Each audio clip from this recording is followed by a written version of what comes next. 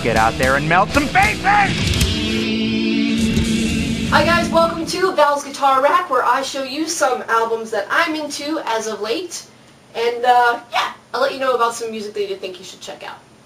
So, let's start with, first choice here, Enslaved, Axioma, Ethica, Odini. Yeah, I know, coincidence, but I love Enslaved.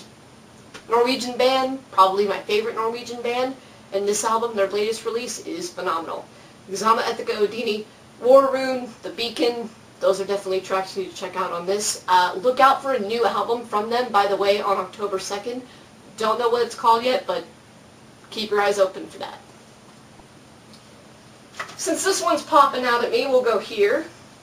Amon, Amarth, Surtur Rising, good choice, good release from them. It's a little over a year old. War of the Gods was the first track I heard on this one. Loved it. And Slaves of Fear, Wrath of the Norsemen, there are other good ones on this album.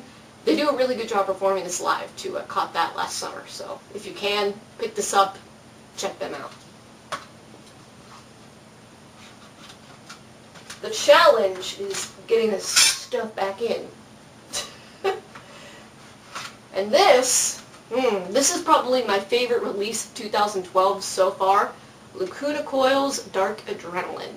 And this is cool because they did the original artwork themselves. So I think the guy, when I bought this, the guy at the store told me there was only like 300,000 copies of this album with this artwork out there.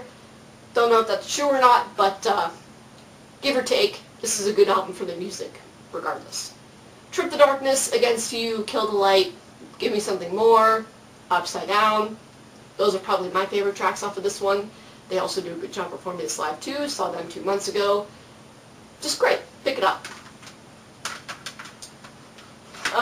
Speaking of other cool releases, you're looking at this and you might know what it is already. Opeth, Watershed. No, it's not new, but it is phenomenal. And that's not to say that their latest release, Heritage, is bad. I like Heritage. I have it. Not up here, but I have it. And, you know, this right here, though, Watershed, is just classic Opeth. It's Hex Omega, it's the Lotus Eater, it's Porcelain Heart. Those are the tracks you want to listen to if you are trying to get into them, or just want to go back to what they're known for, pretty much. But like I said, Heritage is also a good album. That came out, I think, this past September, and they go back to their prog roots on that one. This one is a little heavier. This is heavy, old-school Opeth right here, Watershed, so get that if you want to go back to that. Arch Enemy, Khaos Legions, knew where that was already. Love this album because of the content. That's the key with this album right here.